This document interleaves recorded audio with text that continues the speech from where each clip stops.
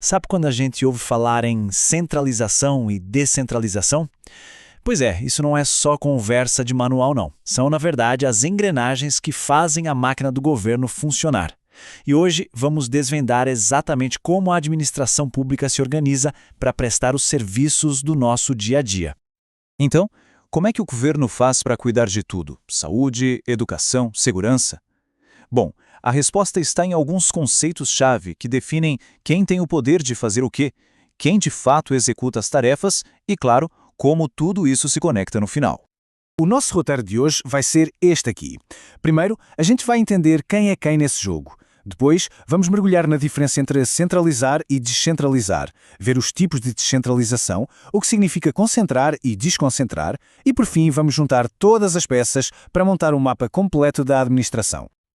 Ok, vamos começar pelo básico, pelos blocos de construção. Na administração pública, a gente tem essencialmente dois tipos de entidades. E olha, entender a diferença entre elas é a chave para desvendar todo o resto. Funciona assim, ó. De um lado temos as entidades políticas.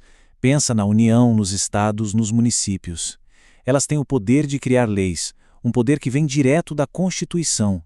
Do outro lado temos as entidades administrativas. Elas são a mão na massa.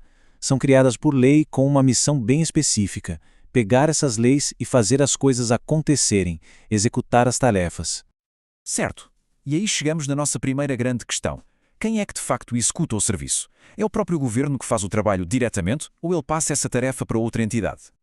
Quando a gente fala em centralização, a ideia é justamente essa: o serviço é executado dentro de casa. O próprio Estado, com seus órgãos e agentes, vai lá e faz.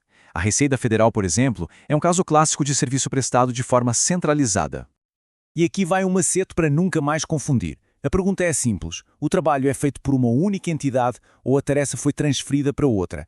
Se for uma só entidade fazendo tudo com seus próprios órgãos, é centralização. Agora, se o trabalho foi passado para uma outra entidade jurídica, aí sim estamos falando de descentralização. É a diferença fundamental. Ok, então o governo decidiu descentralizar, decidiu passar o bastão. Mas como é que ele faz isso? Existem duas maneiras principais de transferir o trabalho, e as consequências de cada uma são bem diferentes. A primeira forma é a chamada outorga. Pensa nisso como se o Estado criasse uma nova entidade, uma empresa pública ou uma autarquia, por exemplo, para assumir uma função de forma permanente. Ele não só transfere a tarefa, mas também a propriedade dela, a titularidade. É algo definitivo e, por ser tão importante, só pode ser feito por meio de uma lei. Já o segundo método é a delegação. Aqui a história é outra. É mais como contratar um prestador de serviços, uma empresa privada que já existe, para fazer o trabalho por um tempo. O governo continua sendo o dono da tarefa. Ele só delega, transfere a execução dela. E olha, este quadro resuma tudo de forma perfeita. Na outorga se transfere a titularidade e a execução. Na delegação, só a execução. Como? A outorga é por lei, delegação por contrato. A duração, a outorga é para sempre, delegação por um prazo. E para quem vai? A outorga cria uma nova entidade pública, enquanto a delegação é para uma entidade privada que já existe. É a diferença entre criar um parceiro e contratar um fornecedor. Para ficar bem concreto, vamos pensar na telefonia. O governo, através de uma lei, criou a Anatel para regular o setor. Isso é a outorga. A Anatel se tornou a dona da tarefa de regulação. Depois, a própria Anatel delega a execução do serviço de telefonia para empresas privadas como a Vivo, a Claro e a TIM por meio de contratos. Isso é delegação. Viu só? Um conceito leva ao outro. Beleza. Até agora, a gente falou sobre transferir o trabalho entre entidades diferentes. Mas e quando o trabalho fica dentro da mesma organização? Como ele se distribui internamente? É aí que entra a desconcentração. Desconcentração nada mais é do que a distribuição de tarefas dentro da mesma entidade.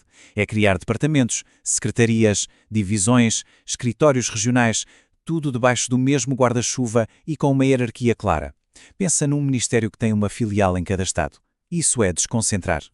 E muita atenção aqui, porque essa é talvez a distinção mais importante de todas. Desconcentração é um movimento interno, dentro dos muros da mesma entidade. Descentralização é quando o trabalho sai desses muros, vai para outra entidade. Numa tem hierarquia, na outra não. Uma é arrumar a casa, a outra é chamar alguém de fora. Agora vamos juntar todas as peças do quebra-cabeça, porque o mais interessante é que esses conceitos não são opostos. Muito pelo contrário, eles se combinam o tempo todo para criar a estrutura completa da administração pública. Quer ver só? Pensa numa delegacia regional da Receita Federal. A Receita é parte da administração direta, então o serviço é centralizado. Mas como existem essas delegacias, ele também é desconcentrado. Agora vamos pegar uma agência do INSS. O INSS é uma entidade própria, da administração indireta, então o serviço já começa descentralizado. E como ele também tem agências locais, ele é, ao mesmo tempo, desconcentrado. Viu como as coisas se somam? Entender esse mapa é fundamental, e fazendo aqui uma pequena homenagem ao material original, essa é daquelas distinções que, como se diz, cai na prova. É um ponto que costuma gerar bastante confusão, mas que, uma vez entendido, tudo faz mais sentido. No fim das contas, essa estrutura toda nos leva a uma reflexão.